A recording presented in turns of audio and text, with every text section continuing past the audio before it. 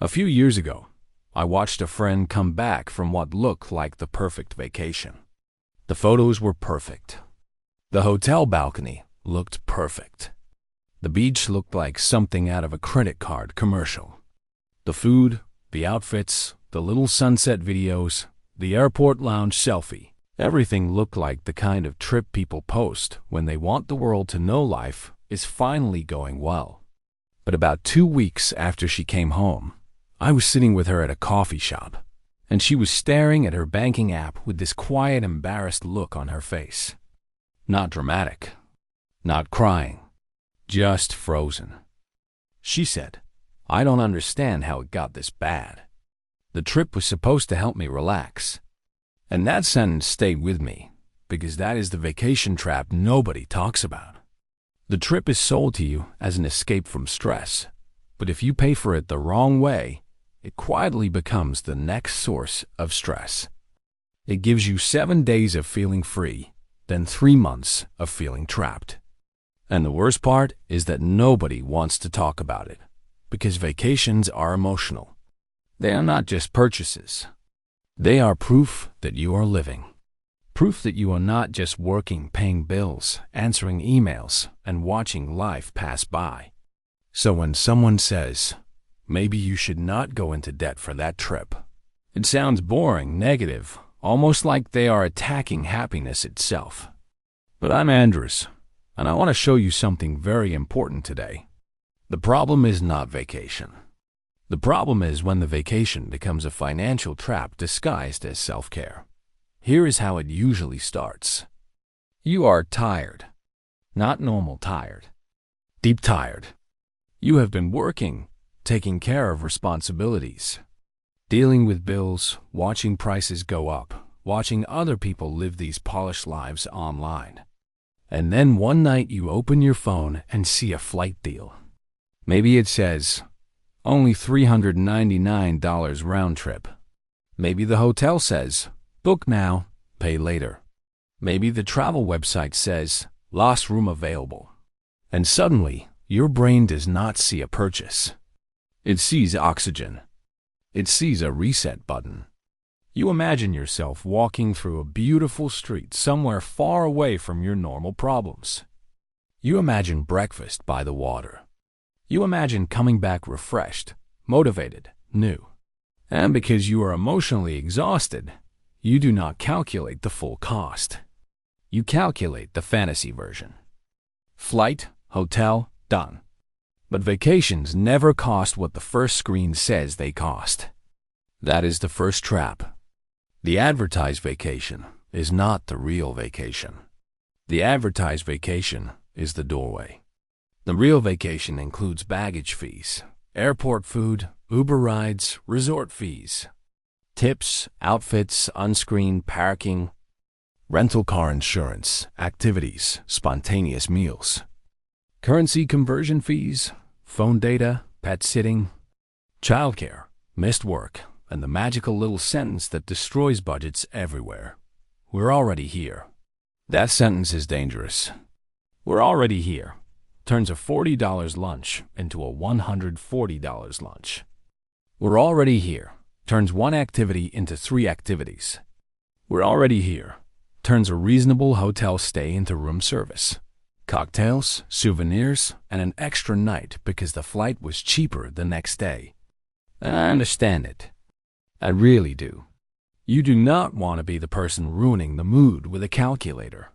You do not want to be standing in a beautiful city saying, actually, we should split one appetizer because the budget says.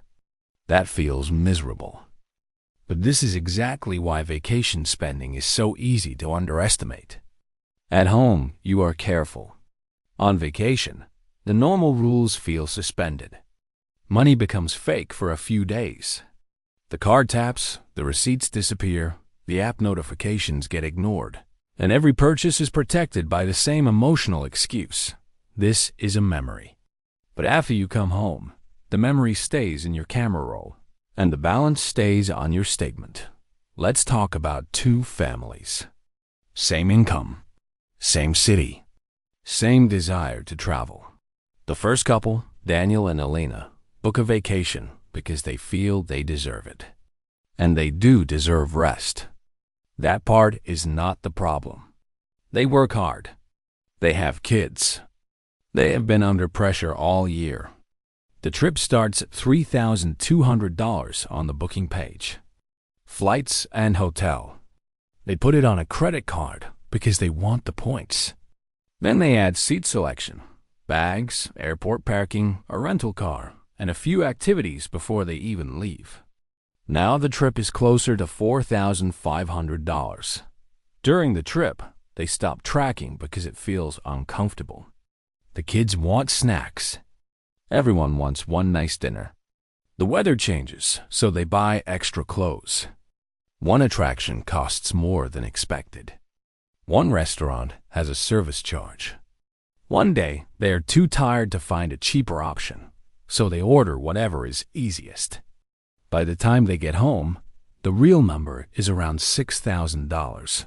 But because it came in pieces, it never felt like $6,000. It felt like $399 here, $180 there, $74 there, $210 there. That is how the trap works. Big financial decisions often enter your life disguised as small emotional decisions. Now here is the painful part. If Daniel and Elena pay that $6,000 off immediately, the damage is limited. Expensive, yes, but not life-changing. But if they cannot pay it off, the vacation keeps charging them after it is over. That dinner on the beach is now collecting interest. That rental car upgrade is now collecting interest. That souvenir, bought in a happy mood, is now sitting inside a credit card balance, getting heavier every month. And with credit card rates commonly sitting around the low to mid-20s, the math is brutal. A vacation charged at high interest is not just a vacation. It is a vacation plus a penalty for not having the cash ready. And that penalty can quietly turn a $6,000 trip into something much more expensive if the balance sits there month after month. The second couple, Marcus and Nina, also take a vacation. But they do something very different. They decide the trip 6 months before they go. They open a separate travel fund, not a complicated investment account, just a separate savings bucket. Every paycheck, they move money into it. They price the vacation backwards. Not, where do we want to go and how do we force the budget to survive it? But how much can we save without creating stress, and what vacation fits that number? That one question changes everything. They still travel. They still eat out. They still take photos. They still make memories. But every time they tap the card, the money already exists. When they come home, they are tired, maybe sunburned, maybe behind on laundry, but they are not financially haunted. Their vacation ends when they unpack. Daniel and Elena's vacation ends when the credit card balance is finally gone. And that is the difference most people miss. The real luxury is not the hotel. The real luxury is coming home without panic. The real luxury is opening your banking app after the trip and not feeling your stomach drop. The real luxury is enjoying the memory without a monthly payment attached to it. But the travel industry does not want you thinking this way. It wants you thinking in monthly payments. It wants you thinking in points. It wants you thinking in upgrades, packages, limited time deals, and you deserve this. And again, you probably do deserve rest. But deserving rest does not mean you should let a company convert your exhaustion into interest revenue. That is the emotional trap. Marketers know that people do not buy vacations purely with logic. They buy identity. They buy relief. They buy the feeling of being the kind of person who can go. And social media makes it worse because now the vacation is not only an experience, it is a performance. You are not just going somewhere. You are proving something. Proving you are successful. Proving your relationship is healthy. Proving your kids had a magical childhood. Proving you are not falling behind everyone else. This is why vacations can become dangerous, even for people who are responsible in every other area. They may not buy designer bags. They may not drive luxury cars. They may meal prep and compare grocery prices. But then vacation enters the picture, and suddenly the spending gets emotional. Because nobody wants to be frugal in paradise. Nobody wants to feel poor on the 1 week. They are supposed to feel free. So here is a rule I like. Never use debt to escape stress. Because debt brings the stress home with you. That does not mean never travel. It means travel in a way that does not sabotage the life you are returning to. If a trip requires you to carry a credit card balance, delay it, shrink it, or redesign it. That sounds harsh until you realize the alternative. The alternative is taking a vacation from your life and then coming back to a worse version of your life. And there is another layer. People rarely count the recovery cost. Most people budget for the vacation, but not for the week after. You come home, the fridge is empty, so you order food. You are tired, so you do not cook. You missed work hours, so the paycheck may be smaller. You forgot a bill was due. You need gas, groceries, laundry supplies, maybe school items for the kids. Suddenly, the post-vacation week adds another few $100s. This is why some people feel broke after a trip, even when they thought they budgeted. They only budgeted for being there. They did not budget for returning. A smart vacation budget has 3 parts: before, during, and after. Before includes flights, hotel, bags, parking, clothing, pet care, and anything you must buy to make the trip happen. During includes meals, transport, activities, tips, snacks, and spontaneous fun. After includes groceries, 1 recovery meal, bills due that week, and a cushion for the unexpected. If your budget only includes flight and hotel, you do not have a vacation budget. You have a vacation fantasy. Now, some people will say, but Andres, memories are priceless. And yes, the best memories can be priceless. But not every expensive trip becomes a priceless memory. Sometimes the best memory is a picnic, a road trip, a simple cabin, a beach day, a visit with family, or 3 days with your phone off. The price of the trip does not automatically determine the quality of the memory. In fact, some of the most expensive vacations are filled with stress because everyone knows too much money is being spent. Parents fight quietly about the bill. Couples argue about what things cost. Someone checks the bank account in the hotel bathroom. That is not freedom.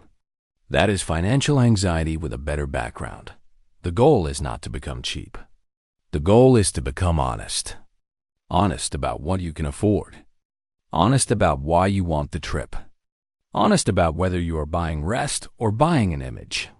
Honest about whether the vacation fits your life or is being used to escape a life that needs bigger changes. Here is the test I would use. Before booking, ask yourself, would I still want this trip if I could not post a single photo from it? That question is uncomfortable because it separates experience from performance. If the answer is yes, good. You probably want the actual trip. If the answer is no, you may be buying applause, not rest. And applause is one of the most expensive things you can finance. Another test. Can I pay for this trip twice? I do not mean you should literally spend double. I mean, if the trip costs $3,000, do you have enough breathing room that a $3,000 surprise would not destroy you? Because travel is full of surprises. Flights change. Cars break. Kids get sick. Hotels disappoint. Weather ruins plans. If paying for the trip once leaves you financially fragile, the trip is too expensive for your current season. Not forever. Just right now, and that phrase matters. Right now. Delaying a trip is not failure. Choosing a smaller trip is not failure. Staying local is not failure. The failure is letting a 1-week vacation steal peace from the next 6 months. The failure is confusing the appearance of freedom with actual freedom. So what should you do instead? First, create a travel fund before you create the itinerary. Decide the monthly amount first. If you can save $300 a month for 10 months, your vacation budget is around $3,000, not $7,000. That boundary is not punishment. It is protection. Second, separate the trip into categories before booking: transportation, lodging, food, activities, extras, and return home cushion. Third, add a 20% reality buffer, because travel always costs more than expected. If the trip still works after the buffer, it is probably realistic. If it only works when everything goes perfectly, it does not work. Fourth, make one or two things special instead of trying to make everything special. Pick the amazing dinner, or the great hotel, or the unforgettable activity. Not all of them. Luxury feels better when it is chosen, not when it leaks into every category. Fifth, pay the balance before you leave. Not after, before, because a paid-for vacation feels completely different from a financed vacation. And if you already fell into the trap, do not beat yourself up. Just be honest. Add up the full cost. Not to shame yourself, but to learn. How much was the advertised price? How much was the real price? How much interest are you paying? What surprised you? That number's your tuition. Use it. Build the next trip differently. The point of money is not to sit in a spreadsheet forever. Money should help you live. It should help you rest, connect, explore, and make memories. But money is also what protects your future self. And your future self deserves kindness too. The version of you walking on the beach deserves joy. But the version of you opening bills 2 weeks later deserves peace. So the next time you see that perfect vacation ad, pause. Not because you should never go. Pause because you should go in a way that does not turn the memory into a burden. Ask what the trip really costs. Ask whether the money exists. Ask whether you are buying rest or buying proof. Ask whether the vacation ends when you come home, or whether it follows you back in the form of payments. Because the vacation trap nobody talks about is not that vacations are bad. It is that a vacation can look like freedom while quietly selling you the opposite. And the smartest people are not the ones who never travel. They are the ones who travel without surrendering their future to do it. They come home with photos, memories, and peace. No panic, no hidden balance. No beach dinner collecting interest. And that is the kind of vacation that actually feels like wealth.